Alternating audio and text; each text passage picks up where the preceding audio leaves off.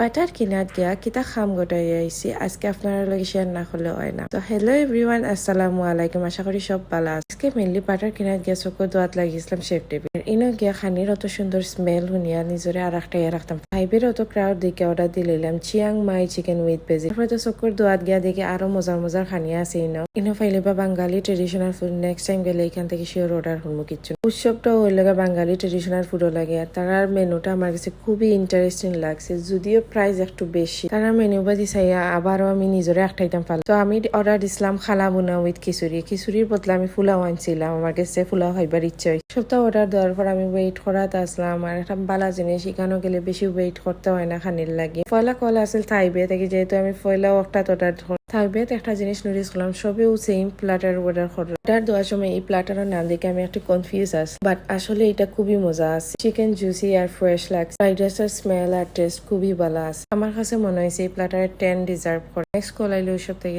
তার সার্ভিসটা খুবই ফাস্ট আছে। এই প্ল্যাটারটা খুবই একটা ভালো লাগছে না, তবে ফ্রেশ আসলে ওটা কি 6 দেওয়া যায়। তবে আরো অনেক প্ল্যাটার আছে, ইনশাল্লাহ ট্রাই করুন। খাইয়া দিয়ে পেট ভরিয়া এখন গেলাম কি গ্রোসারি শপিং এ গিয়া বাটার কিনলাম আর কিছু ভেজিটেবল কিনলাম। কোনো ভেজিটেবল আছে আমার লাগান খেয়ে আসুন, তারা লেবু ছাড়া খাইতে পারে না। কমেন্টের মাধ্যমে জান। আজকের লাগে অতটুকু। Thank you for watching and keep sharing.